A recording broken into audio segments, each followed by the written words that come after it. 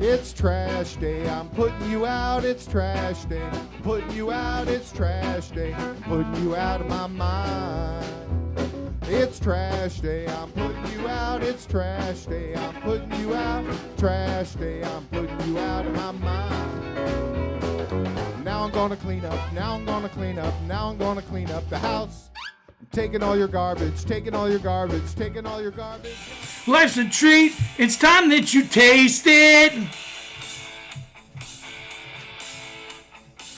There ain't a reason on earth to waste it.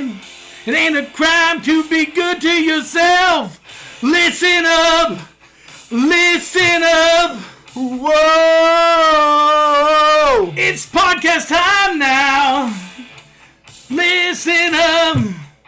Oh! It's Can Crusher Day!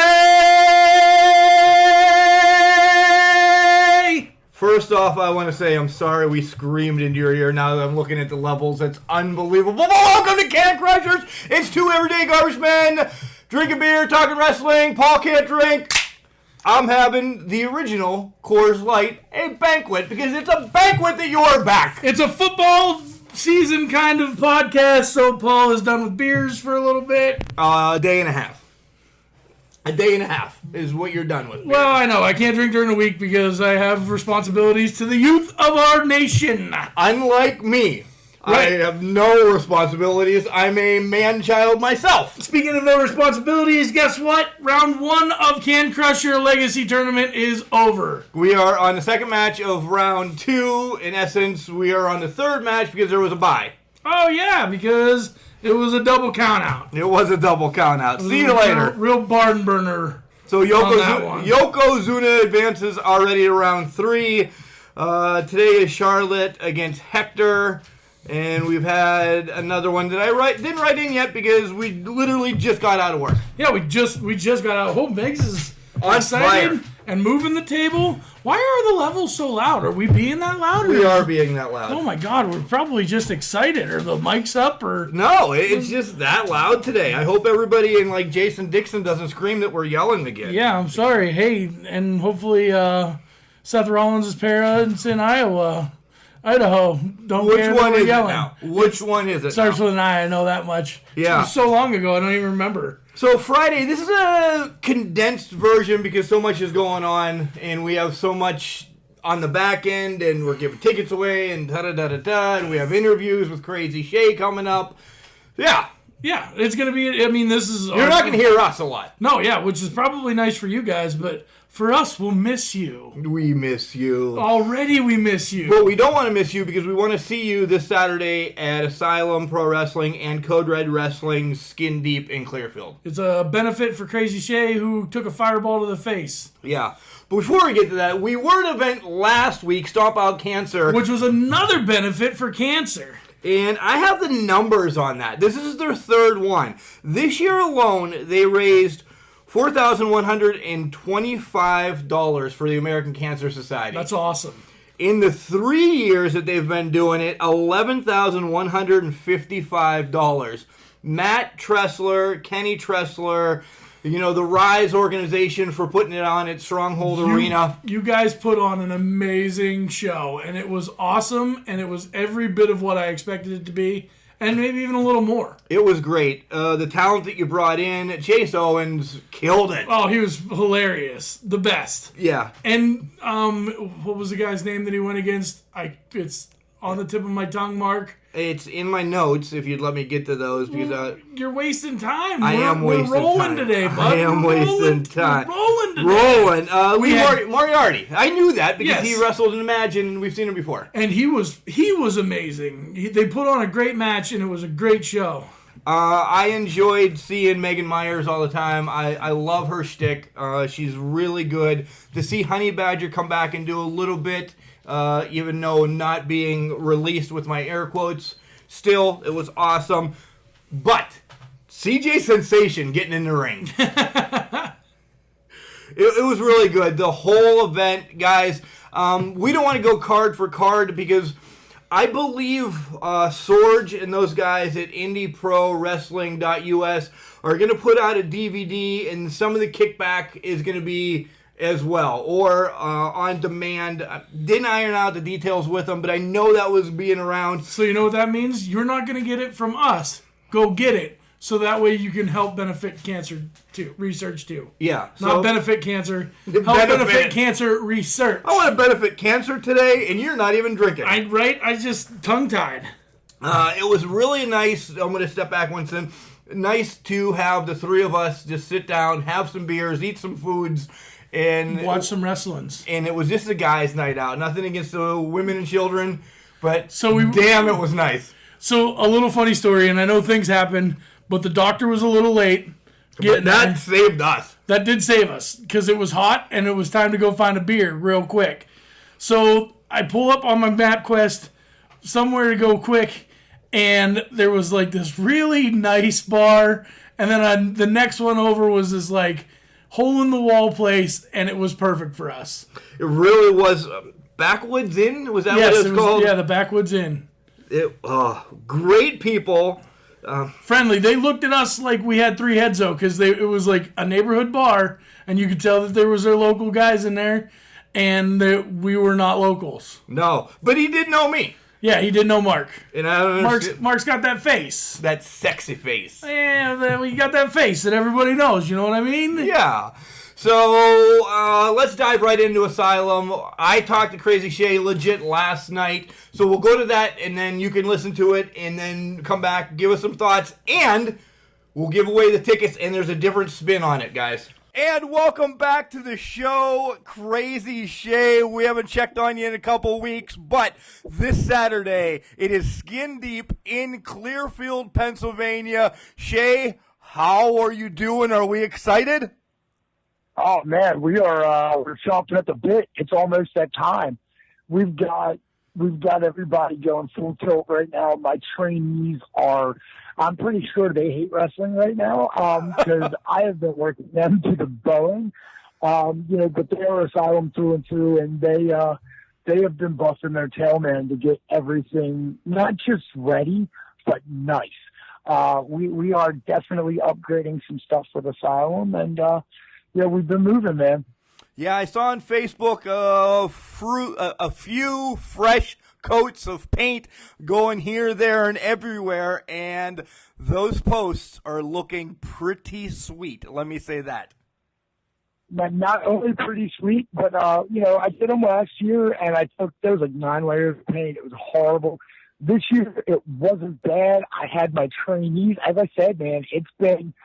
Don't get me wrong, it's been rough, but we've got through it together as a family, and we're eating dinner every night as a family at the end of the shift, and I've got 7 or 8 people that have been, just every day. Caveman, he has been killing it. It's been really good. It's always stressful putting on a show, but it's a lot better when you surround yourself with good people, and it's fun. They make it a little bit of fun. My mom came down. She's been busting her tail. We're a family unit. It's what we do. Yeah, you brought up family, and this one is a very important show as it's a benefit for your family. And let's stop for a second and talk about some of the things that are going to happen to benefit. I know the Marvelous One is doing a bake sale. There's some other things in the works. What else is going on? Then I'm going to release what Can Crushers is going to give away as a raffle, I guess you want to call it. So what else is in the hopper? Well, as you said, we are doing a raffle. There's a company out in California that has sent some stuff to us. Some of the guys have donated some stuff. It's going to be a very interesting potluck kind of deal. But as you know, we had a real bad fire accident, and on the way to the life flight, Laura hit a bear, totaling the car. So it's really been the hell of the last month, trying to get back on my feet and everything, and everybody's been amazing. It's been a interesting trip so far. But we're going to do a big raffle of memorabilia. Stuff that's wrestling related. And it's kind of going to be like a potluck deal, I'm pretty sure, because a lot of people have said they're throwing it in. Yeah, and I'll make the announcement. Our two big things. We're going to have some, I don't want to say little junk, but we have some little things to go with it. But we have two big autographs going into this. One is a WWE Hall of Famer. He rock and rolls all night, and he is half of the Rock and Roll Express.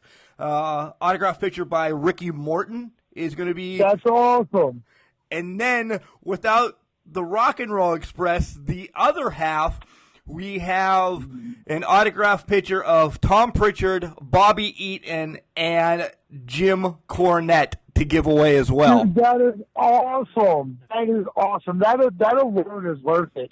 Like, you could stick that by itself, and that alone could be a wrestle by itself. That is pretty cool, man.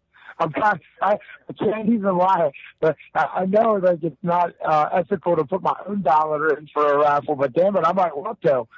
Well, your mom can, right? And your mom can give them. I'm saying, I'm gonna slip a five. I'm gonna slip a five in somebody's pocket because damn, that's pretty cool, man. I can't thank you enough. I can't thank everybody enough. As I said, like everybody's come together. It's really been a brotherhood. People that you would not think, that would be there for you are, and some people that I would think would be here aren't, but the people that are here, they make it so much better, man. Without them, I wouldn't be where I am. Without you guys, I wouldn't be where I am. I mean, you guys are a big driving force in what we do, and we're glad to be back. It is our 1 year anniversary.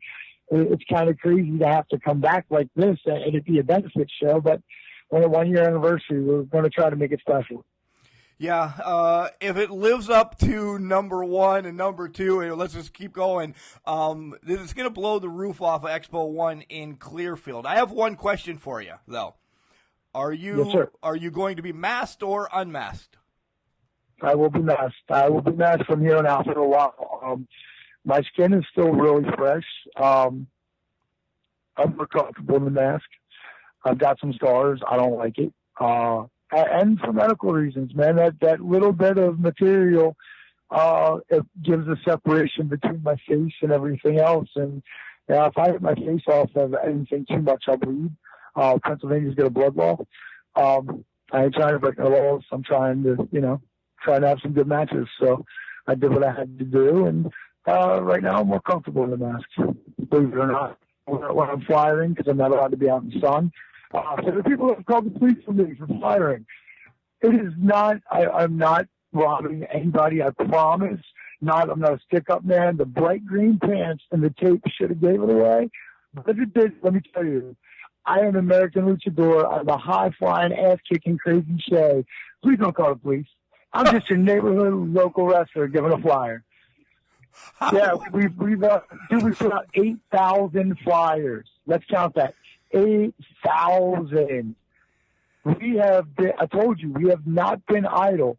The moment I got cleared, it was get up, go, rocket fuel, give me the bang, let's roll. I'm still laughing that somebody called the cops on you. That's it. Multiple. Not somebody, multiple towns. So, sorry about that, officers. I love you guys. You guys are awesome. Thank you for not tasing me. Well, while we have you, let's spill the beans on a few matches. Don't give it all away because that's what you need to get them there for. Spill the beans on some of the matches, and let's start with yours. Nyla Rose called me last night. Nyla Rose called me last night. Oh, that was an interesting phone conversation. AEW's Nyla Rose. Supposed to show up and yeah, the Nyla Rose. She called me last night. She was supposed to show up and sign autographs. And she said, Shay, I'm tired. I'm tired of just signing autographs. I want to wrestle. And I said, really? She said, I better be wrestling. I am not one to tell Nyla Rose no. And, the first female on the roster of Asylum is Laura. So I talked to Laura, and Laura says, damn right. She's never backed down from a fight. So Laura versus Nyla definitely happening. Clearfield zone taking on AEW's top woman superstar. You're not going to see it anywhere else, only at Asylum. That's unbelievable within itself. That sells tickets. And of course, Shea, you know, to piggyback, and you're a businessman, you understand. You know, announcing Nyla Rose being there in a match is just going to help your cause even more. Oh, dude, she is. You know, I've been in the ring with her on both friendly and foe side. I know what it is to be to even before she got signed to AEW, she was a force, and I knew it ever since the moment I laid eyes on her at Covey Pro. God, 7 years ago. It's been a while. It's been a long time.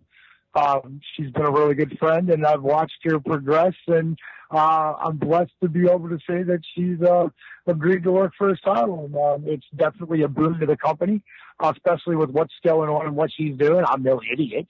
But the fact that, you know, she's trying to help out for my family, that goes above and beyond wrestling. You take off the boots, that's a person, and she's got a heart of gold. She may be the most awesome ass-kicking force in this world, but I love that girl to no end, even if she kills my fiance. You know, that's how it works. Oh, that's a good way of putting it. What else do you got? All right, so, and because that's not even the main event, man. That's just like, hey, this is what's going down. We're going to have the main event. Johnny Cross is going to take on Marcus Waters and Johnny Malloy, and this is it. This is, you know, they've both been going after the title, and neither one of them can let each other kind of have a shot at it. So we figured, all right, we'll let them all in the ring, and this is it. This is the last time those three will be in the ring together. It's time to get some new blood in, and you know, you'll see. We've got a lot of new things, a lot of new faces. I have almost 50 people that have signed up for this Battle Royal. That's exciting within itself. We've seen Battle Royals. Yeah, and got the Battle Royal from the insane Battle Royal, because it's like there's too many people to just let one or two out at a time. We're gonna figure out some ways to make this interesting. It's not going to be your average thing, I promise you that. It may be a little chaotic, but in the end, only one man will win, and whatever, you know, whoever wins will have a shot at any title they want. Any title. You know, any title. Wow. Anytime. If he wants, he can grab a partner and go after the tag titles. I don't care. It's a shot. Whatever he wants to do. I'm not holding anybody back. But if you want a future at Asylum, dude, the future's yours. Where do you want to take it? I'm not pushing anything to anybody. Show me what you can do. So, one question on that. Can they cash in that night and make it a four-way, or is this to be determined down the line? I'm not telling them when they can cash it in. They want to cash it in that night, so be it. I feel sorry for anybody, though. Oh, my goodness. Could you imagine if Johnny Cross were to take out both those and have to face again that night? Yeah, I don't. The odds are definitely not in the favor of Mr. Cross, but he's like me. He's a fighting champ. And I know him personally. I've known him for a very long time. He ain't going to just lay down. Not unless he absolutely has to. The only way to do that is kill him, or, you know. That's the only way to do that. Make sure he's dead. Double tap. All right. Tag team titles on the line as well? Yes. Now, we come to a very interesting crossroad here, because Asylum and Code Red, we share tag team champions right now. Riot City has managed to capture both the Asylum tag team titles and the Code Red titles. And let me tell you, there was a fight, damn near a fight from me and Fleck about who they were going to represent. And it's been determined they'll put both titles on the line. What? And in order to do that, if we're going to put both titles on the line, you got to have two more teams. So it's also a three-way as well? Of course. You know me, I'm Crazii Shea. We love them three-ways. You do. I think they called me the three-way specialist at once. You know, got a shirt, trademark. Love it. I think they did. All right, what else can we expect? One more, don't give away the card, as I said. One more, man. What if I have to give away? Well, of course. Let's talk about my match. I'm not giving away a card here. We already know it's up. We know I'm wrestling. There's no way I'm not going to wrestle at the ring. I will not be at a show and just sit idle. No way in hell. So I want to challenge. I want to show everybody that I'm back. I want to go big. I want to challenge. I want to be forced to go absolutely batshit crazy. That's what I want. So I've talked to 1CW and got their cruiserweight champion. And I also want the fans to be prepared to see something amazing. Because I've really lined up a group of guys, and not even just me. Like, if I get eliminated, whatever, in the first round, you guys are still in for one L. You guys are still in for one L. Dude, it could happen. It could happen. It could very well happen. Yeah, I'm going against three guys that they all hold championships in other places. Miles Millennium from 1CW. Sean Hardy has learned him out. I said, I want one of your best. And I want one of your best in my kind of matches. He gave me Miles Millennium with Sean Carlson. Now, Miles Millennium, just by himself, is a force to be reckoned with. Sean Carlson is a sneaky little bastard, just like Matt Bish. They're in the same category. I know what to look for. I'm not new. I'm not green. I know what the hell's up. Next, we're gonna go Simborn. Oh, wow. Yeah, I said it would be a year. It's been almost a year. He really wants it. He has a ass to learn. Let me tell you, it has been a long summer of little texts and he wants it. I'll give it to him. He's not gonna like what he gets. And then we're gonna go to the dirtologist, Dirtbag Dan. This guy. Ever since he got booked, and he was booked by a friend, he has been the snidest. He's been a prick, let's just be honest. He's been nothing but a prick, talking about Freddy Krueger this, and, I can take so much. But there's a point where he's going to make this personal, and I'm going to single his ass out. And all I need, Mike Tyson said it once, all it takes is one lucky punch. One punch. Anybody could win in a fight. You never know. All it takes is one punch. The right spot, the right time. I've seen the littlest guy take down the biggest guy with a lucky punch. He better hope to God he keeps running his mouth. I swear to God, I'm going to make sure that he gets two of them lucky punches. I'm going to whip that man's ass he keeps running his mouth. He's good at what he does, but there's some things you don't say. And with me being the promoter, I will make his life hell. He keeps running his mouth. This will go past this. Guys, this Saturday in Clearfield, Expo 1. It's called Skin Deep. It's Asylum and Code Red Wrestling. Benefit for this man right here, but you know what? Throw the benefit out. It's going to be a knockdown, drag out, one hell of a chaos asylum style wrestling. If you're not there. Oh, yeah, this is no pity party, man. This is a party. I'm still alive. This is a party that I am still kicking ass, taking names, because all it would have taken is one breath and I wouldn't be here. I'm still with you guys. This is a party. This is, hey, I am still here. I will get back on my feet. I am the most resilient person that you know. This is not a pity party. This is a party of life. This is a celebration. Yeah. I promise you, this one will be fun. What do you mean? They've all been fun. If you haven't been to Asylum and you don't know what's going on, get your ass to Clearfield this weekend.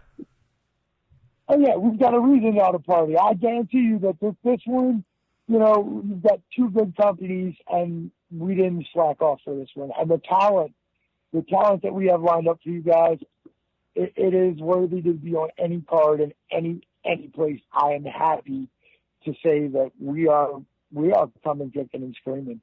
Y'all hold on. This is going to be one hell of a ride. All right, Shay, we'll see you Saturday. See you Saturday. I can't wait. Stay crazy. So how about Crazii Shea announcing all that and then everything more?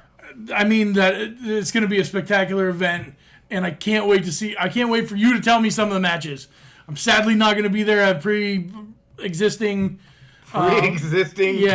consequences of being a football player, and I get to spend the day with my brothers that I haven't seen since the spring, so... The retirement's hitting you hard. Very hard. And it's really not even football season yet for you.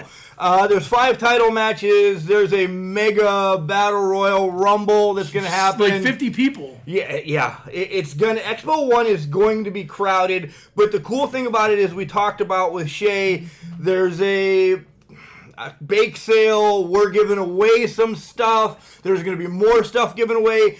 All this benefits Shea and Alora, and he's just a great man. He said some other stuff to me off the air that if it covers, he wants to give back as well, which is unbelievable. That's the way Crazii Shea is, man. He's a great dude, a stand-up dude.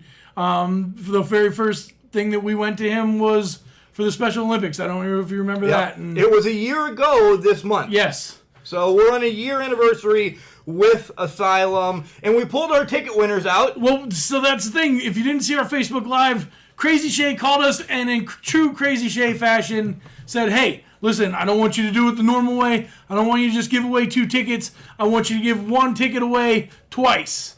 Not the same ticket, but 2 different tickets to 2 different people. And he said, I want them to bring a friend, or I want them to come and bring somebody new that's never been in the wrestling scene and maybe would like the wrestling scene, and that's what I want that free ticket to go to. And of course, me and Mark, being wrestler lovers, we loved that idea. Wrestler lovers? Wrestling lovers. Oh, wrestling lovers. I love wrestlers, too. Yeah, well, I mean, both ways. What are you talking about? There's you can't see Laura, there's Ray Lynn, there's Britt Baker. There's Uggy. There's not Matt Bish. Our 2 winners were Danielle Kressler and Kayla Kessler. I'm putting the R in the wrong spot. You're putting 2 R's in. I'm a pirate today. Danielle I'm a big dumb Kressler. dinosaur. And Kayla Yorns are our 2 winners. So, and we have 1 in the hoppa in case one of you 2 beautiful people can't make it. Yeah, so you'll be contacted again, and let me know. It's this Saturday, Expo 1, Clearfield, Pennsylvania. You know, I had just gotten that Kiss song out of my head, and then we sung the intro. Is it really Kiss or is it Poison? That's Kiss. All right, just making sure. Yeah, dude. Whatever. I'm not a Kiss fan. I actually hate Kiss. You don't like Gene Simmons with his tongue? No. I figured you liked But tongues. my big best cousin, Big Rob, loves Kiss. Was a huge Kiss fan. OVW is coming up. OVW! It's now time for your OVW report. 1,044 continuing to just blow things out of the water. They really are. And they start hot. They start with the TV gauntlet match right off the bat. And it's Dustin Jackson against Chase Destiny. Just going by Chase anymore. He's dropped to Destiny. Both of them are former Can Crusher alum. But this match is back and forth. And Dustin gets the win as he hits a knee to the face. Chase. Done. See you later. Out comes Dapper Dan to take on Dustin. And Randall makes his way out as we've seen this feud between Randall Floyd and Dustin Jackson. And Dan gets a quick roll up from behind to move on. Then Randall jumps into the ring, and it's Randall against Dapper Dan. Let me stop for a minute and say I'm so happy to see Dapper Dan back. He is a dastardly, devious type of guy. Wins on any way possible. He's an older Drew Hernandez, if you listen to the Drew Hernandez conversation that we had. But Dapper, once again, gets the win because Dustin now is causing issues for Randall Floyd. Out comes Jay Bradley, your current OVW television champion and half of the tag team champions, but he doesn't come alone. The rest of the legacy of brutality comes out, and Dapper Dan was part of this at one time. So they're all thinking, oh my God, they're just all going to come together and be a huge, massive group taking over OVW. It doesn't happen. All of them gave him a thumbs down, boomstick, and Bradley moves on. And Bradley moves on to take on the returning Leonis Khan. Khan comes out on fire. You think that he's going to possibly be your TV champion. He just got out of jail recently. Now he wants his OVW tag team titles back. Jay Bradley's part of that. Nonetheless, the whole legacy gets in and just starts beating on him. Bradley gets the win. Maximus Khan comes out, and King's Ransom just are left laying at the end. Shiloh and DL3 kick Thunder Kitty to the curb because, as we say, bros before hoes. So they are back on the entourage is stronger than ever. Sinbodi challenges Amon for Fight for Freedom on September 11th for the Anarchy title. This match is going to be mayhem galore because who knows what's going to happen with Anarchy rules. We're excited to see Sinbodi, but I'm going to pull for my boy Amon, and maybe we can chat with him as well. And then you get the $100,000 ladder match, a qualifying match, and Mr. Marvelous is in it. Shiloh's in it, Drew Hernandez is in it, and then Dimes. In this match, pillar to the post, wall to wall, roof to... You know what I'm saying. This match was all over the place, and Dimes looks like he is going to get the powerbomb from Drew and get wiped out. But after Shiloh and Maximus are just worried about themselves on the outside, Dimes turns it into the randomest change maker I've ever seen. You know, he's up in the powerbomb position, weasels his way out, and boom, hits the change maker out of nowhere. And boy, Dimes the first entrance in the $100,000 ladder match. After the break, you see Dimes and Mr. Marvelous laid out with OVE painted on them in the back. So OVE making their presence known once again in OVW. We have to follow this. We'll have to see what happens tonight, see if my correspondent can come back and give me some information, what else was said, behind the scenes. But we have to watch this OVE thing. They're coming hard. And then finally, last week, Justin Smooth challenged Corey Storm to a match, and it got turned into a tag team match. Well, Justin Smooth brings out Adam Revolver with Shannon the Dude as his partner, and nobody knew who Category 5 was going to get, and it ended up being the double rated R superstar, Randy Royal. And he looked great making his way back. He's been out of OVW for a while. They pick up at the win at the end, and it's just reversals back and forth. A great match, guys. Make sure you check it out on OVWnetwork.com. $4.99 a month gets you all the great action from OVW, all the SNSs, all the extracurricular stuff that will be going on as well. Guys, as we said, OVW is moving to Tuesday nights. It's going to be live, so you make sure you are watching OVW. At the tail end of the show, joining the Rock and Roll Express will be Rhino and Chavo Guerrero as well at the the September 11th Fight for Freedom. So OVW, a lot of stuff happening. Make sure you watch it. Make sure you follow Al Snow and Chad Miller and tell them how much you love finding out about Ohio Valley Wrestling from Can Crushers. All right, we'll take a quick break, and then we'll be back with some Raw and Smackdown. Wrestling. A love and a passion we all share. I've started a wrestling brand. The wrestling brand. A brand founded on the aspects of wrestling. Two entities working together to create a product that connects emotionally for people everywhere. Collar and Elbow is the brand. Passion and love for wrestling is the drive. I am Al Snow, and this is Collar and Elbow, the wrestling brand.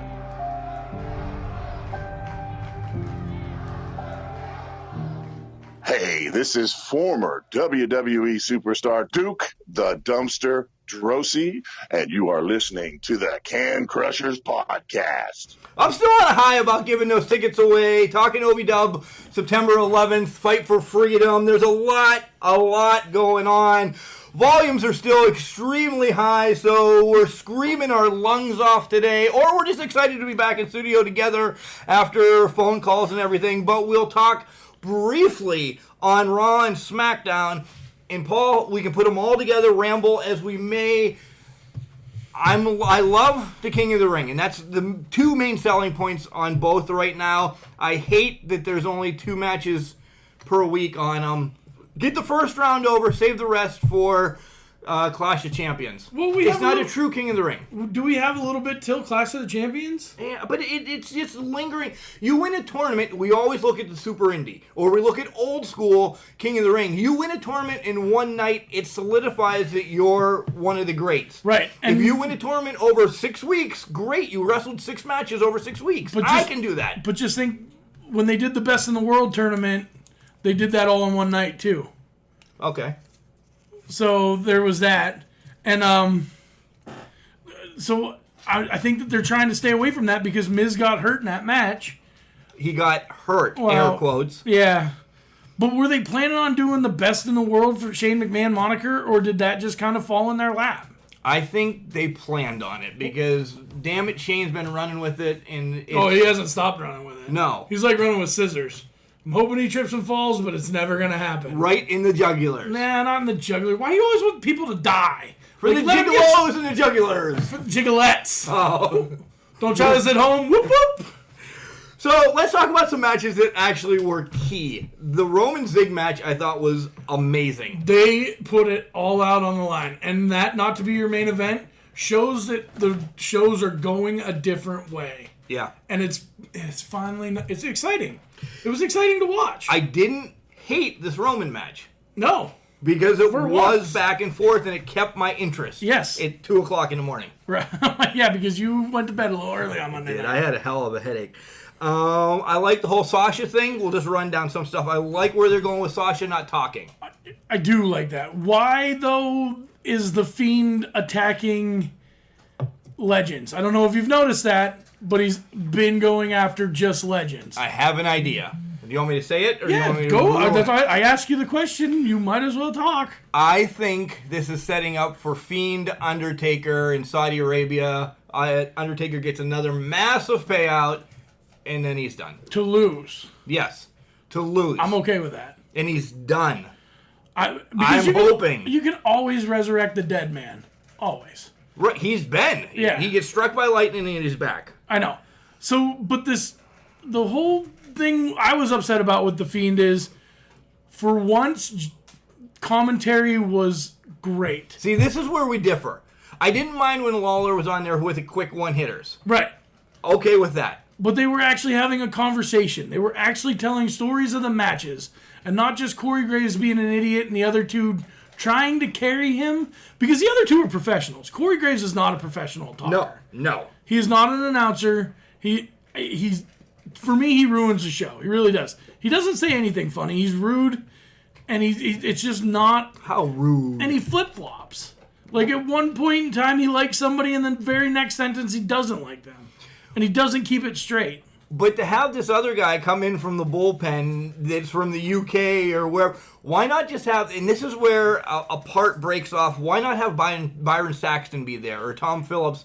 Because that you can sell. This guy's from the UK coming over to do commentary. Why do you need 3 people? Right. I would have been happy if it was just Cole and Renee finishing it off. And we know Michael Cole can be a great heel. Yes. So have Renee be the face and Cole be the heel. And have them banter back and forth. That's always what it was like with Lawler and JR. But yeah, Monsoon and Bobby the Heen. Monsoon and Vince McMahon. Right. 2 is great. Enough. 3 is too much. Yes. Because you always, it's just like a triple threat match. We beat this down. Sometimes it's good, but most of the time you have one person just sitting there doing nothing. Is the other 2 just talk. What else do you want to talk about? The Rey Mysterio wanting to retire. Well, it's coming. It is coming, but his son talks him out of it.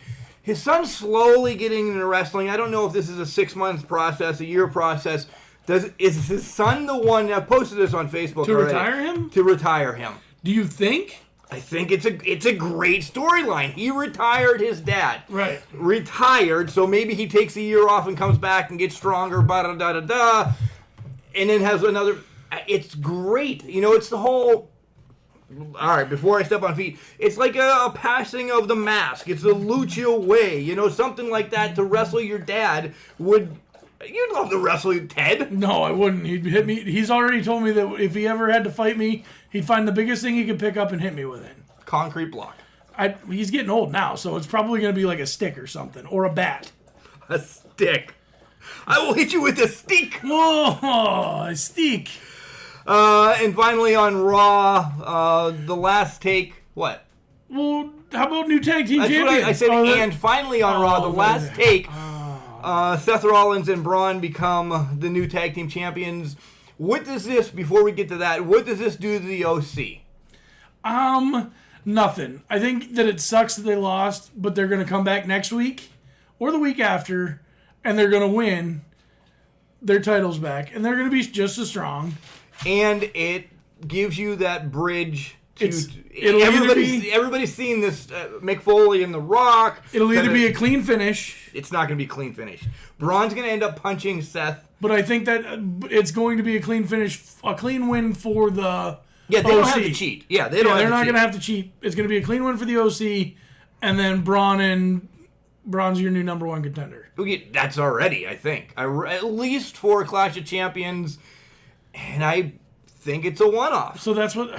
It's always a one-off with Braun. It's always a one-off with Joe. Right. Because these guys are good enough that they don't need a title, and guys like Seth do.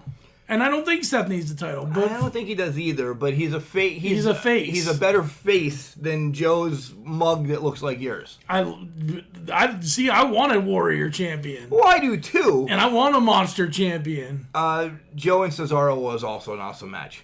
Yes. Raw, I enjoyed Raw immensely. We forgot all about Joe and Cesaro, and that's two heels going against each other in the first round of a tournament. This Raw was great. My only thing is I wish all the first round Raw King of the Rings. That's what hampered me. I didn't need to see some of the other things. You know what else I didn't like about Raw was Miz and Ricochet versus Corbin and McIntyre. It's the matches you're going to see next week. I know, that's horrible. Like, don't do that anymore. I just don't like Ricochet anymore. I love Ricochet. No. High flyer, always fun to watch. It's called a spot fest. I'm an athlete. That's athleticism to me. All right. I can do cartwheels too. You can't do a cartwheel. I can do a roundoff. We're going Facebook Live out in the yard after this. No. Mark's showing not off today. I got editing to do today. Cartwheels and roundoffs and everything else. Now we're on to Smackdown. We are. Orton is still... money on the mic. Oh, yeah. If anything I got from SmackDown, he was there for 5 minutes, he did his shtick on the mic, and unbelievable. I bought into everything. I want Orton to win this title and run with it for 5 or 6 months. Ooh. You were tired of Kofi. I am. I am. Why did Kofi need to come down and instead of just getting in the ring, dive through the ring, do a somersault, just get in the MFing ring and fight? Why do you need to dive through it, somersault, and then punch Randy? Just to throw him off. Oh, okay. You never see a diving somersault punch coming. Never. My match of the night was Almas and Cruz. If Almas doesn't win this King of the Ring, I am going to be pissed. You know what I'm pissed about? My boy Kevin Owens getting suckered out of it again. Once you heard, "Here comes the money," I thought, Owens is out of the tournament. He's done. Owens, I knew it because of how many times he got called into Shane's office during the day. But you made a great point on the garbage truck today that you thought Shane was actually going to pull himself out. I really thought he was going to. Yeah, I thought he was going to pull him out, and then Shane was taking his place, and it was going to be over with. And Elias would lay down for Shane. Yes, and Shane would be the best in the world and the King of the Ring. It's not over yet. I hope it's that does not over yet. For wrestling fans, if it happens, for the wrestlers, I hope that doesn't happen because I would be furious. Taking off King of the Ring for how long, and then the first King of the Ring back is Shane McMahon? No. Yeah. Let's talk a minute about Buddy Murphy. Buddy Murphy, 2 weeks in a row, super huge matches. Gets the win this time, which is even better. Over five-time Daniel Bryan heavyweight champion. Right. And his match last week against Roman was unbelievable. Now this one, it's excelling him. And you said as we were picking up garbage again, he's a hidden gem. He is, but he's not hidden. He was on main roster in the heavyweight division before. He cut the weight, got down to 205, was a stellar champion down there, like Stud Muffin, like Cedric Alexander, not Cedric the Entertainer. Cedric Alexander was a stellar champion down there, and now he's back up in the bigs, and he's got what it takes to make it. I think he does, and they're giving him a slow but losing streak. Oh, you won a big one. He's going to lose again next week. You think he loses again next week? I love this. It's a subtle push. They're probably going to give him Rowan next week, but I think that's when Roman Reigns comes out and saves the day, and Buddy Murphy gets the win because of it. That's a good point. And to end SmackDown, we see Rowan's twin brother, Raymond. Bowen and Rowan. He looks like Johnny Malloy from Asylum, legitimately. It probably was Johnny Malloy, actually. Nonetheless, Johnny Malloy, call us and tell us where you were on Tuesday. We don't know a name. We really just had two people. But this is the guy that was attacking Roman. Yeah, so he was. Attacking Roman, air quotes, as you can't see. Yeah. All right, let's head over to the English professor. And then we have Pat covering some MCW from last week. Big news here, and I'm pretty excited. And then we'll wrap it up. In one night, Bret Hitman Hart turned a back suplex from the second rope into a pin on Razor Ramon, reversed an inside cradle on Mr. Perfect, and jumped on Bam Bam Bigelow's shoulders for a forward roll on his way to becoming the WWF's King of the Ring. Although this was the first King of the Ring pay-per-view, there were several tournaments in prior years that crowned other kings, including the first tournament from 1985, which ended between heels Iron Sheik and Magnificent Morocco. Harley Race won a King of the Ring tournament, maybe even two according to commentary from Vince and Jesse Ventura, which is why he had a crown and a cape. Race defended his kingdom like a title, and when the Hulkster smashed him through a table on Saturday night's main event, putting Handsome Harley on the shelf, Bobby Heenan took the cape and crown and gave them to Haku, a member of the Islanders who was suddenly a singles wrestler after Tama and Stevie Aoki left the WWF. Duggan was also a King of the Ring because he pinned Haku and took the cape and crown from him. Macho King Randy Savage beat Duggan, which made him a King of the Ring, which was different than the King of the Ring tournament Savage won a couple of years earlier. The continuity of the WWF's King of the Ring can be more bewildering than following multiple Hawkmen in a DC reboot. Nevertheless, the King of the Ring tournament has always been a fun change to the usual routine. Each year, aside from a pretty entertaining one-night tournament, the King of the Ring pay-per-view would launch new stories and angles. Bret Hart was a former world champion looking to regain his title. During an interview on Superstars of Wrestling, the Hitman went down his hit list. He had a bone to pick with the narcissist who had blasted him with his iron-loaded forearm. Yokozuna beat Hart for the belt at WrestleMania 9, and Hart wanted a rematch, even though the Sumo Grand Champion lost the belt to Hulk Hogan about 2 minutes after winning it. And what about the Hulkster? The Hitman called him out too. But after winning the crown, scepter, and cape, Hart was attacked by another king, crowned in another promotion, Jerry Lawler. Lawler's brutal beatdown on the newly coronated king put all other feuds on hold as Bret Hart, his brother Owen, and other Hart family members waged war on Lawler throughout the WWF and Memphis. The following year, with the siblings fighting amongst themselves, Owen set out to prove he could do anything his lousy, stinking, no-good brother Bret could do. And he did. Owen turned a sunset flip from Tatanka into a pin when he dropped his knees on the Native American's shoulders, using the same move the British Bulldog used to beat Bret Hart at Wembley Stadium. In the next round, Owen used the hold his older brother made famous, the sharpshooter, to get the 1-2-3 Kid to surrender his spot in the coveted tournament. In these first two matches, Owen told a brilliant story which showed determination to break out of Bret's shadow and a willingness to win on his own. And the parallels didn't stop in the first two rounds. In the finals, Owen faced the man Bret beat in the opening round the previous year, El Jefe, Razor Ramon. If Bret beat Razor in the first round and still won two more matches after that, then certainly Owen would wipe the mat with Razor. But the bad guy proved to be too big and too bad for the two-time Slammy winner. Owen, desperate to win on his own, had to admit that Razor was just too strong. He called for backup, and Jim Neidhart rushed to the ring. Earlier in the event, the Anvil had been Bret's corner man for his match against Diesel. On Father's Day 1994, everyone expected Bret to have Stu in his corner. But on this day, we discovered that Neidhart was married to Bret's sister. Neidhart helped Razor off the arena floor before dropping him again with the clothesline. Following an Anvil blast, Razor was not sharp enough to continue, and Owen scored the easy win. Just 2 years later, the career of perhaps the biggest name in pro wrestling history was catapulted into superstardom when from the King's podium, Stone Cold Steve Austin shouted at an injured Jake the Snake Roberts, who was being helped to the locker room, "You thump your Bible and you quote your John 3:16, while Austin 3:16 says I just whipped your ass."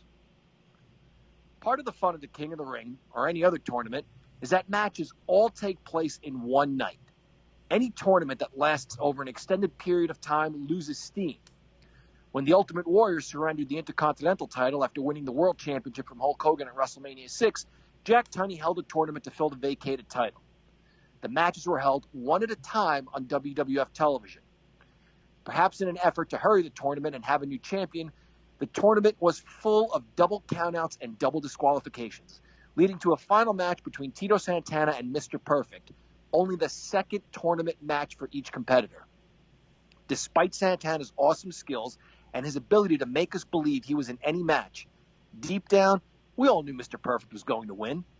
This tournament always felt a little cheapened to me because of how drawn out, and yet at the same time, because of how drawn out it was, how rushed it was. Although I referenced the historical context of Austin's win, the 1996 King of the Ring only featured the last 2 rounds of the tournament for a total of 3 matches on an 8-match card titled King of the Ring.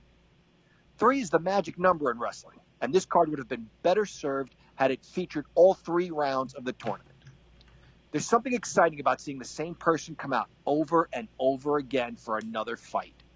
We found out how badly the Macho Man wanted the WWF title when he wrestled 4 matches in one night at WrestleMania 4. We also found out how quickly Elizabeth can change dresses. WWE has brought back the King of the Ring, and I'm excited to see how it unfolds. Although the brands mean very little now, I like the idea of a final match between one Raw and one SmackDown competitor. I hate the possibility of that meaning that the McMahons will somehow get involved to represent their respective brands. But in looking at the brackets, they have an exciting, varied crop of good wrestlers, and it has the makings of a great tournament. This is the sort of title they could have brought back in place of the 24/7 title. But anyway, Monday night's sole tournament match featured Samoa Joe against Cesaro. Cesaro hit Joe with a wicked uppercut as soon as the bell sounded, and it looked to be over just that quickly. The two superstars put on a performance that contained good chain wrestling, stiff strikes, and a reasonable amount of high flying. Cesaro sprang off the second rope and got caught in the coquina clutch. Samoa Joe moved on to round 2. Before the match, the two wrestlers gave convincing promos on why the tournament is important to them and why they feel they will win. A tournament has always been the sort of competition that wakes wrestlers up a little bit. It's more than just about beating one opponent. It's a chance to prove superiority over a slew of competitors.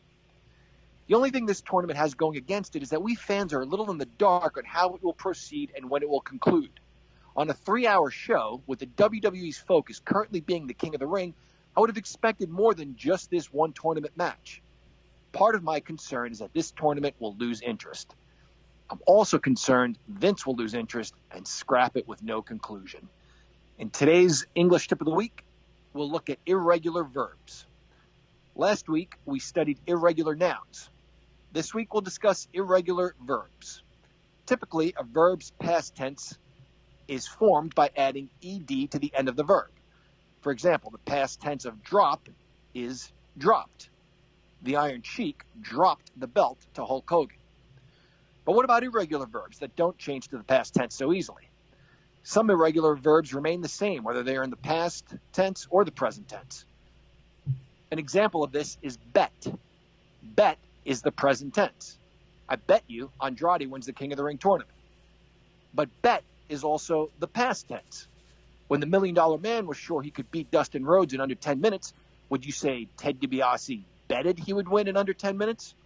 Or Ted DiBiase bet he would win in under 10 minutes? Since bet does not change from the present tense to the past tense, the answer is bet. The $1 Million Man bet he could beat Dustin Rhodes in under 10 minutes. Cling is an irregular verb. As Shawn Michaels held onto the cell, Undertaker stomped on the Heartbreak Kid's fingers. Eventually, Michaels fell off the cage and through the announcer's table. Cling is an irregular verb. Would you say the boy toy clinged, clanged, or clung to the cage? Since it's an irregular verb, you can't just add ed to the end of the word. And clanged is just nonsense. So the answer is clung. Shawn Michaels clung to the cage. Give is an irregular verb. When Andre the Giant beat Hulk Hogan and then surrendered the belt to Ted DiBiase, would you say Andre gived him the belt, gave him the belt, or gaved him the belt? Again, give is an irregular verb. So gived won't work. Gaved makes my skin crawl, so we are left with gave. Andre the Giant gave Ted DiBiase the World Championship belt. And with that, class, you're dismissed. And welcome back to the show, the Rated X Can Crusher. Pat, you got to go to an event at MCW this past weekend, and we'll get to that in a second. And I'm jealous for the freaking, first of all, again, the food pictures you were sending to me. Then you hung out with the Briscoes. You met Gia Scott that we're going to have on the show in the near future. We still haven't figured out the details, but good move on that, Pat. Thanks, Mark. How's it going? It's going great. Yeah, I had a lot of fun. Food was great at the Town and Grill again. I'm a little bit disappointed they didn't have the mussels, but whatever. Maybe go out of my shell and order something different. And that food was, I had wings and those crab meat fries, and they were great. Those are delicious. Those are actually the number one thing that I'm going to go back for, and then the mussels. But that's not what I wanted to banter about. How about this Can Crushers Legacy Tournament that we have going on that we started at your house a month and a half ago, and we're finally into round 2. Do you have a favorite yet? I don't have a favorite because I like a lot of them. I was a little disappointed that Tessa didn't go any further. A couple of people dropped out that I thought was going to go further, but it is what it is. But I'd have like multiple favorites, I think, because I like a lot of them. It's hard to pick. Week in and week out, day in and day out, the votes are getting tougher. And some of these matches, folks, we're going to put the tournament bracket online now so you can actually follow it. The first round we never give away, but now you can actually follow where it's going to go, where your favorite wrestlers are going to go. We'll put that up tomorrow so you can see it. But you're going to have matches like Bret Hart against Alberto Del Rio. It's happened, but it's now Can Crusher style. And then you have Randy Orton against Bray, The Fiend coming. We're just throwing everything against the wind here, Pat. Yes, you guys are. It's just crazy. It's just unbelievable matches that happen even in the first round. It's now in the second round, you don't know what's going to happen. All right, let's get to the old show that you went to. MCW Future of Honor is what it was dubbed, right? Correct.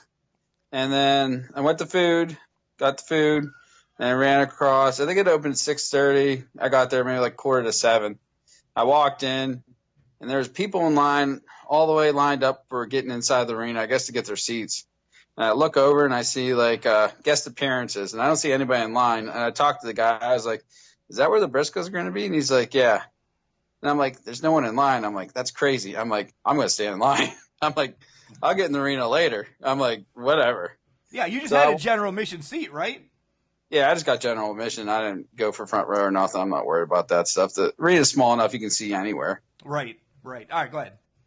So I go stand in line, and I'm talking to the guy. And then like some other guy comes up, some MCW guys, and they're like, well, you got to have a ticket. And I'm like, what ticket? I'm like, what are you talking about? I'm like, I bought my ticket to get in here. And they're like, oh, a ticket to get over here. And I'm like, what are you talking about? And like, as I was like getting a little heated, they're coming out, and I'm like, no, this is not happening. And then they're talking back and forth with them, and then the Briscoes, and they're like, no, you don't need tickets if you have cash. And I was like, okay, I got cash. And then they're like, they asked the Briscoes how much, and they're like, $10. I'm like, really? I'm like, that's amazing. I was like, you could tell like they don't care about the money. And after all that hoopla, and like I got up and I talked to them, and I'm like, you guys are awesome, this and that, and I'm like, it's amazing as well as you guys did without even being in WWE. I'm like, that's awesome. And then I got your signature that you wanted. Yeah. And they were just cool guys. They were just real down to earth. They were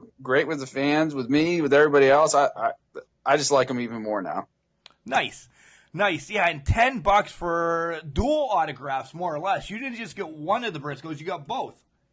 Yeah, I got both of them, and I got one for you, and then got the pick, and awesome. Good deal. How about the card now? So we go in there, and first match was Dak Draper, a.k.a. Mile High Magnum, and Ken Dixon, and they're in a tag team match against Austin Sun and Joey Keys for a Future of Honor Top Prospect Tournament. So Austin Sun is the son of Billy Gunn. He's dubbed Son of a Gun. Nice. So it's kind of catchy. I mean, he came out and did his little spiel and their little Billy Gunn style stuff, and I'm like, like do something else. You know what I mean? But anyway, I like Dak Draper because he came out and is like cussed out the fans and like gave him the business. He was pretty cool. I did like him. He came out in like a Goldberg type entrance, which I'm like, what the? Well, whatever, you know. But it worked for him. The match was okay. I like Joey Keys and stuff like that, but they ended up losing. Where'd they lose from? It was a gut wrench suplex into a power bomb. Draper did that to Keys and got the victory. It was like a little short match, but it was good. Nice. All right. So the next match was, which I don't get this. It was supposed to be, which number one, Brian Johnson, which I'm starting to like him a lot.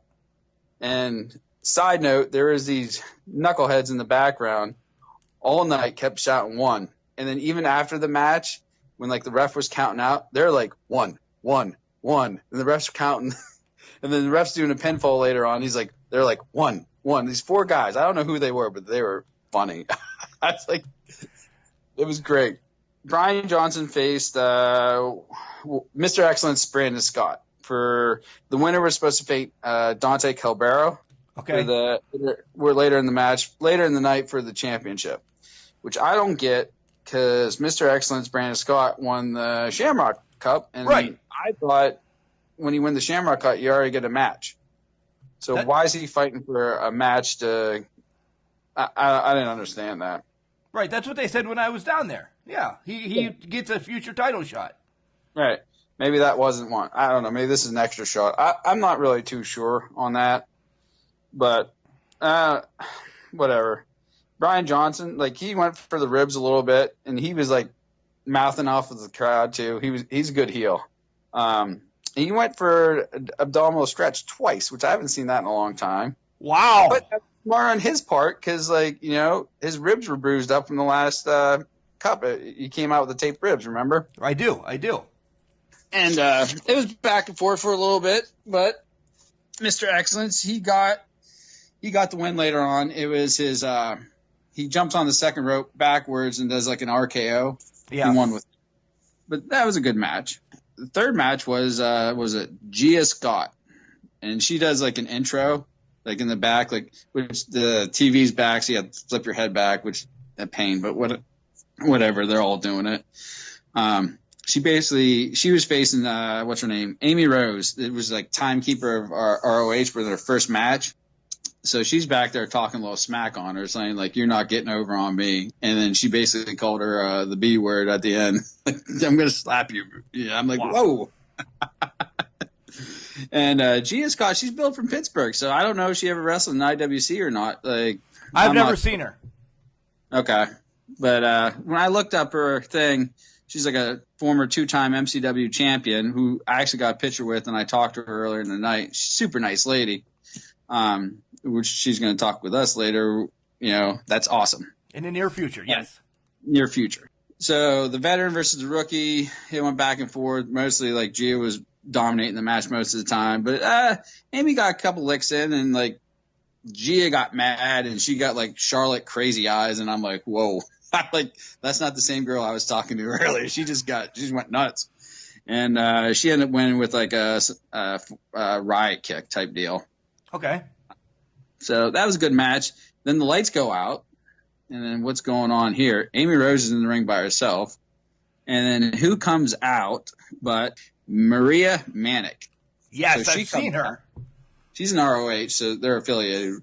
So she walks down the ring, and as soon as she walks down the ring, security's all over in the ring. And I'm like, well, what's going to go on now? And she just destroys security. She just walks through them. And Amy Rose runs for the hills, and I would have done the same thing. It's nice. Let me stop you there for a minute. It's nice that they're associated with ROH as much as they are, because everybody knew the Briscoes were going to be there. But now you can surprise people with people like Maria Manic, or, maybe the next time a Flip Gordon comes, or a Bandito, or, somebody like that. And that just keeps you, holy crap, they keep surprising us every month with somebody. You got to go to MCW. Oh, I want Marty Scurll going out there. Yeah. Me too. Which it could happen, but like probably down in the future. I forgot to add, like the Briscoes, like after like they did their meet and greet and stuff, they walked in the back before the show started.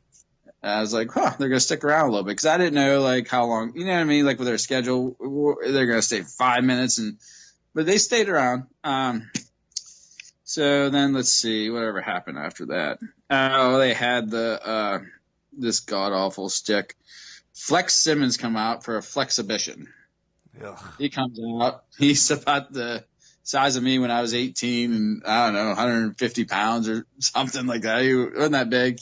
And then another guy comes out, which I guess he's I didn't know what his name was until I looked him up later. His name was Sick. He's ripped, and he's got like a Red Rooster mohawk, and they just did a flex off for a little bit. And then some other guy came out, and then I'm not even sure what happened, but that was kind of pointless. I don't even know what's going on. Nice. Was that right after intermission, probably? No, it was before intermission. They had one more match before intermission. So the fourth match was a 6-man tag team match. It was Primal Fear versus, what was it? Henya Hex. And they teamed up with Rush Hour, which I didn't know anything about them, but I love their freaking little shtick. So it's Rush Hour, it's Dion Epps and Tommy Soto, I think. Yeah. I probably butchered that name out. But so Dion's kind of like your the two in the Rush Hour is so Tommy Soto is Jackie Chan and Dion's the other guy. So okay. All right. That's what they were going for. That's in my opinion what they were going for, which I liked it. I thought it was funny. That was more of your spotty, a lot of super kicks, stuff like that. Young Bucks. Big Young Bucks type match, big moves and stuff like that. Match went pretty quick. Wasn't too bad. They ended up, Primal Fear ended up winning with their finisher's called Fallen Days. It's basically, so the three of them, the two other guys throw the guy up in the air, and then the third guy basically smashes the other guy's head in the mat, which that was pretty cool. I was like, wow, that is a great move. That's awesome. So then after that, then it was intermission. No, actually before intermission, lights went out and SOS came out, and they're Sons of Savage, which I don't know who they are, but there were some big dudes. They came out, and them and Primal Fear got in a confrontation, and they skirted him out of the ring. Then you had your intermission. Intermission was all right. Let's see, I met Gia earlier. Then I talked to Billy Gunn's kid. I talked to him for a little bit and stuff like that. He was cool. He looks just like his dad. But like you were telling me earlier that he does everything his dad does. He kind of needs to build off his own character, though, right? I think so. I think if he like save a couple of his dad's moves for like a big finish or something like that, or maybe like pulling it out if he really needs it or something like that. Because like during the match, like he did like the the suck it signs, and like they're like throwing the guy's head in the thing, and he's like, suck it, suck it, suck it, suck it. And I'm like, and then he starts laughing, and I'm like, what the heck? And then he does his dad's punches, and then he's like, oh, Road Dog, and he was going to do the Road Dog thing, and then he got caught. So yeah, he needs to really like maybe get away from that or something. I mean, I like the son of a gun thing, but he needs to do some of his own moves. Maybe he should come out as a smoking gun instead, right? Oh yeah, that's good. I haven't heard that. About. No, sorry. Go ahead. No. No, I talked to him, and like the Briscoes there for intermission, and went back in. They had they went right back into Eric Martin. He's half the tag team champs. He won the champion. Him and his partner, the Saviors, won the championship when at the Shamrock Cup. So he was versus it's pronounced Rio. And I was like, wow, I got to write that down because I'm not going to remember that. Eric's good heel, though. He's been out and talked smack on everybody in the crowd. Then he come out and he slapped him around for a bit. He just and it went back and forth. They're inside, outside of the ring and stuff like that. Rio kept making a comeback, and it was good. Let's see. He ended up going for a pedigree. And then Eric ended up giving him a good spine buster. But then, like, he put his foot on the ropes, and the ref wasn't looking, and Eric ended up with the win. Like, the ref, that's the first mistake of the ref that night, because you got to pay attention to those feet. Right. Those damn refs. I know, they weren't looking around. That's actually, like, an easy – there was one later that was – I don't know why they did that. Anyway, so then, like, the next match was Caitlin Diamond versus Trish Adora versus Aaron Palmer. Aaron Palmer is the MCW Women's Champion. I seen her out earlier, like when we first got there, and then intermission, but she wasn't holding her belt. She was geared up, but she didn't have her belt in her hand. Like I don't know if it's me being picky, but like, why weren't you walking around with your belt? The Briscoes had their belts when they were walking around. You know what I mean? They didn't leave it in the back.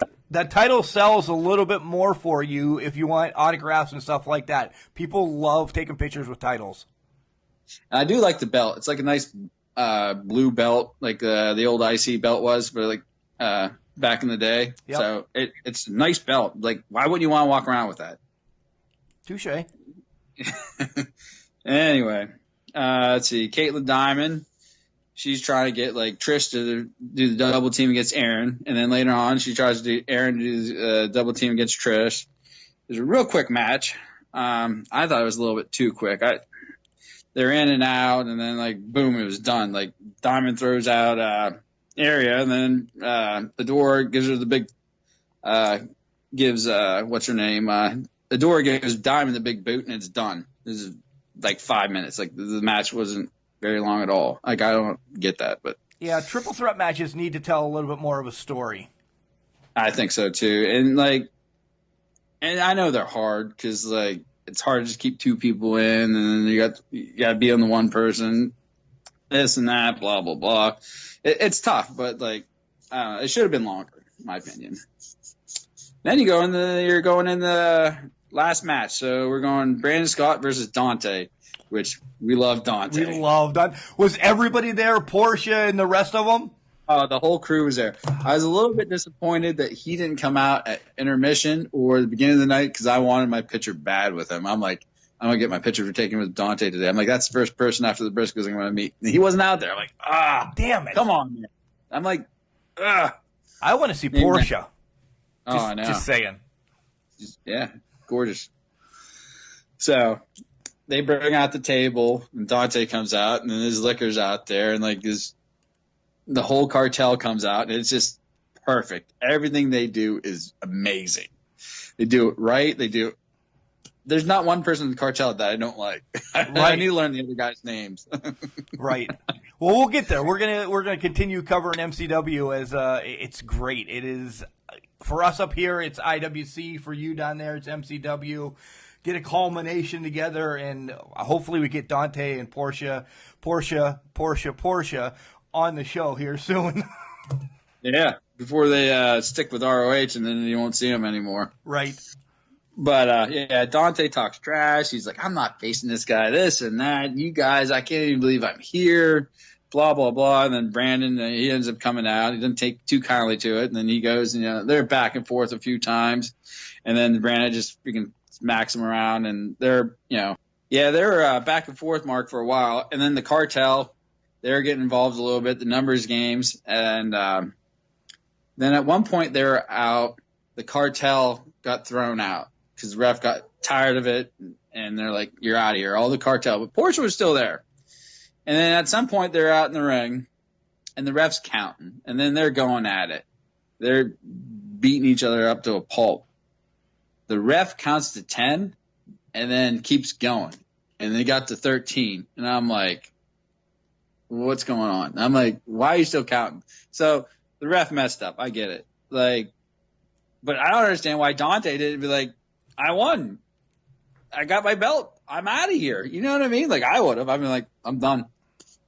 I know MLW has a 20 count. I don't know if ROH is having that 20 count as well, or now that it's with MCW's with ROH, I wonder if they're incorporated in a 20 count as well, which across the board, the 20 count needs to go because the 10 count gets broken up enough that you don't have to worry about it. Oh, I agree. I don't like the 20 count. I mean, maybe that's what they're doing, or maybe she forgot what she was counting. I don't know. It's hot in there, though. I mean, the rain is still hot in there. Oh, gosh. So, anyway, and even the crowd calls out the ref on it, but nothing happens. So they go back in the ring. They're back and forth again, and Portia sneaks around because the cartel got thrown out. But Portia is hidden on the side, so the ref didn't see her. She hands Dante some tequila or whatever, and I'm assuming it's tequila. And he takes it and spits it in Brandon's face and gets the win. And I love it. He won in that fashion. And then the lights go out. Then the Briscoes come out. And they stayed. I was like, wow. So they come out, and they're not too happy because by that time, after Dante won, the cartel came running back. And the Briscoes just stared everybody down and cleaned house.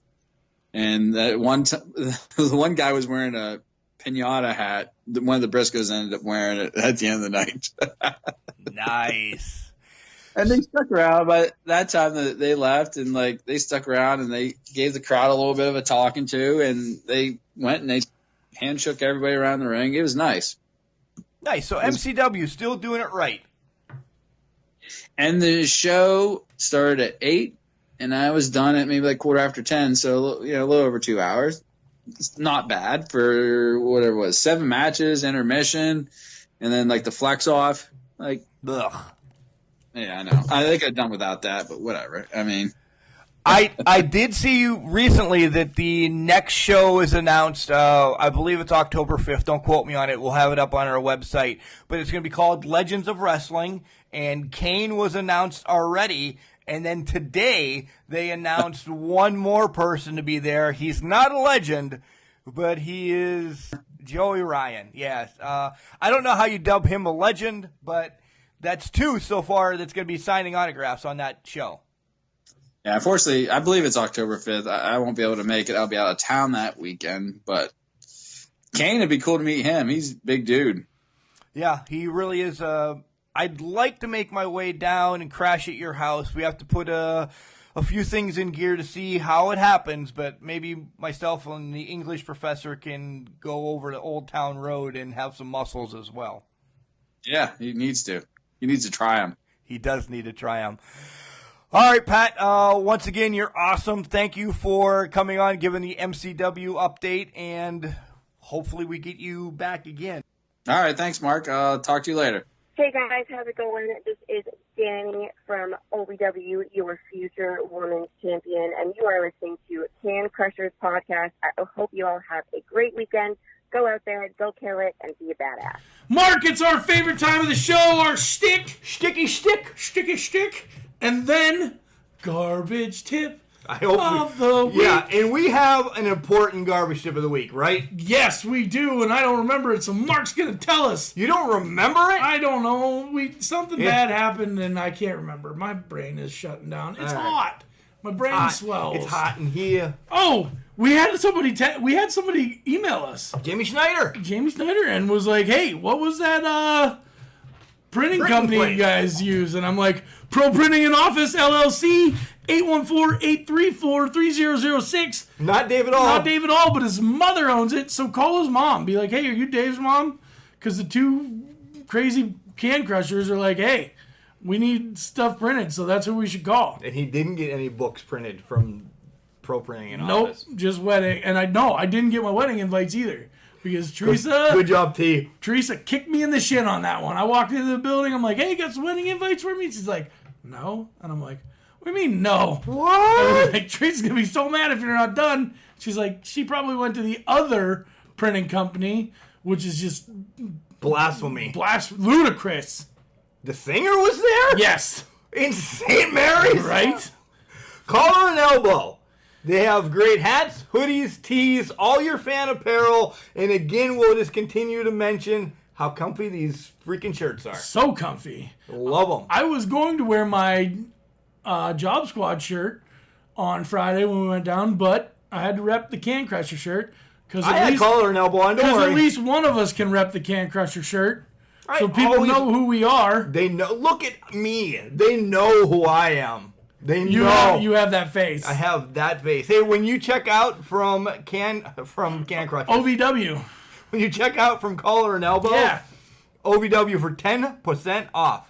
Facebook and Instagram at Can Crusher 69 Just like Jamie Schneider, cancrusher69@gmail.com. for any questions you have for us.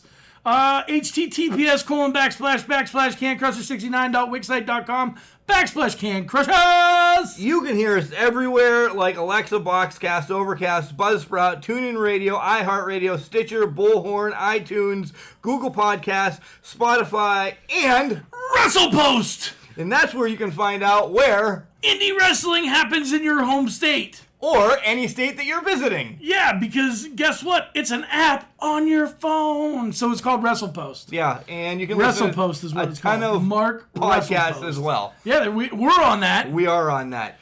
So there's a ton of events coming up. The big one is Asylum this weekend, Code Red, Skin Deep. We've talked about it for a long time on this podcast, so you get there. Get there. Afterwards, September 11th, Fight for Freedom. That's OVW, is taking place in Louisville. Has been announced that the Rock and Roll Express is going to be there. Chavo Guerrero Jr. And Rhino. Whoa! Yeah! So I will be there with the fam. Sure Paul not making a trip to Louisville with me this time. No, I can't. I don't have any vacation. If I did, I'd be there because I love Rhino. And then September 13th, by the way, I'm off that whole week. September 13th, We know. High Stakes 3 in Wheeling, West Virginia at the casino. It's IWC. And who's going to be there, Paul? Kevin Nash. And guess who else is going to be The there? return of Jimmy Nuts taking on Dylan Bostic. That match tells it enough for me. Do you have something to say to Mr. Nuts? I love you. Oh, I love you now. I love Jimmy Nuts. Friday, this song was a different story, though. Oh, yeah, Mr. Jimmy Nuts. Well, I'm going to talk to him tomorrow. Well, that's fine. Mr. Jimmy Nuts was... I'm calling him out on the podcast. I'm not waiting for tomorrow when you talk to him in the privacy of your own home. He told me he could be at Stomp Out for Cancer, this, that, and the other. And he stomped out your heart, didn't he, Mark? He did stomp out my heart. It was getting late, and Mark, we knew we were only getting home at 4 o'clock in the morning, so Mark was maybe a little bit ready to bail early so he could get home at 2 instead of 4. Yeah, and I'm like, were no, ready to Jimmy's leave. coming. No, Jimmy's coming. And the English professor fell asleep before we get out of the parking lot. Jimmy no come, though. Hey, we forgot to mention on August 24th, Imagine Pro Wrestling in Altoona. Oh, I thought you did them in order. No, I didn't. But I was just so excited about Crazii Shea's thing that I went right to that. And I don't want to imagine to think that we're not Boning selling theirs because people close to Altoona, this is going to be a great show. Sam Adonis is going to be there. I can't speak. My words. Corey Graves' brother. That's why you hate him. Yeah, I hate him. You know why else I hate him? Because he was supposed to be at Stomp Out Cancer, and guess who never... Well, he might have been there. We can't say that he never showed up. He might have been there. He didn't show up for his match, though. But the doctor was late, and everything was pushed back. So that could have been why. And I understand. No, prior engagements, he might have been doing a 2-off Yeah, one night. We got to run. And So, that happens. Hooven did a 2-off as well. Hooven! But he won the Battle Royal. The strongest Asian in Pennsylvania. No, in Lamont Furnace. In Lamont Furnace. Yeah, there might be one. No, there's this Asian I've seen down in Reading, PA. He was a monster. Stronger than Hooven. Oh yes. Garbage tip music playing. Garbage, garbage, garbage, garbage, garbage. I love that song, Mark. And I still forget what the garbage tip is, so you're up. Druggies? Oh, yeah! Enough given. Go ahead, Paul. Oh, yeah. Because I was off work, but this just carries over from last Thursday. Yeah, this is last Thursday.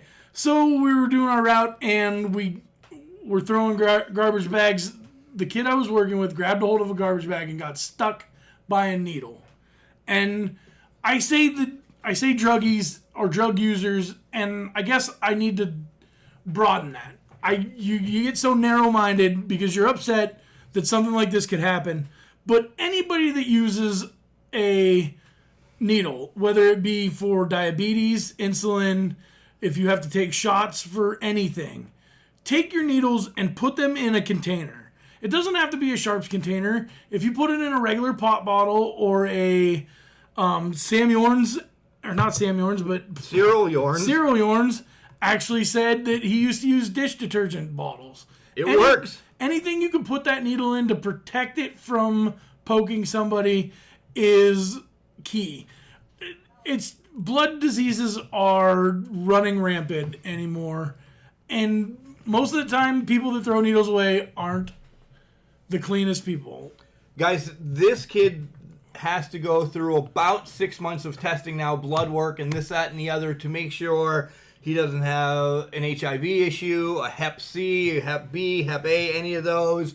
That day he went down and had blood taken and everything, and he's got to do this now 2 weeks, 3 weeks, a month, 2 months. It's a process that even if he has nothing, I don't want to say it like that, but even if he has nothing, it has changed his life now for 6 months because he has to go through this. And he has to tell people that he comes in contact with, like, hey, listen, I got poked. There's a chance that there could be something wrong, and that there might not be anything wrong, and there probably isn't, and we're praying that there isn't. But in the same sense, it ruins people's lives.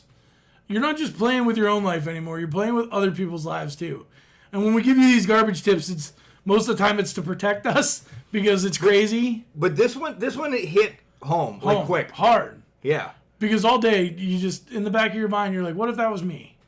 And that sucks. Yeah, the way that we grab garbage, I mean, and it's not that just because he grabbed it like that. What if he was swinging it and got poked like you did from something a couple weeks ago? Yeah, got stabbed by a piece of glass or something. I don't even know what it was. So, guys, just cover that stuff up. Glass, needles, anything that could cause us danger or a kid walking by. Kids play with garbage sometimes. Kids are not smart. Everybody was kids. They're curious. That's a good word. George. They're curious, George. So they play with stuff that can fall into it. Just cover your needles up. Cover anything sharp up. Make sure everything is protected. And write notes on it. Hey, listen, there's a needle. There's needles in here. It takes you 10 seconds to write a quick note. And tape it for another 5 seconds. Yeah, tape it on the bag. And we appreciate it immensely. We do. Guys, from the bottom of our hearts, there's been a ton of new subscribers, listeners, and everything. We want to say thank you. Thank you and welcome. Grow. Yeah, welcome. And keep listening. We're killing it because you guys like us. Why? I have no idea. We're funny sometimes. Sometimes we get serious. And sometimes I got misty today twice. And sometimes we drink a lot of beer and the podcast makes no sense. And so that happens a lot during Christmas time and when it's really hot out. Right. And we get a good beer. Oh, speaking of good beers, I was at Otto's pub. That place is amazing, yes, by the way. I had 2 great beers. Apricot wheat? Nope. That's my favorite, though. Oh, that's your favorite. I had a cherry birch wheat, which was awesome. Delicious, sounds like. And then I had another one. I can't remember what it was. It was a chocolate stout. A chocolate coffee stout. Thick? Thick like a milkshake, bud. Did you bring all the girls to the yard? Yes. Teresa was like, I want milkshake. Guys, just go to Asylum this week. Yes. Really. Or if you're in Imagine. Altoona, imagine. Yeah. And remember, just because you're trash doesn't mean you can't do great things. It's called a garbage can, Mark, not a garbage cannot. He did it without the notes. I did it without the notes. I can't believe it. It's on the back of the page, though.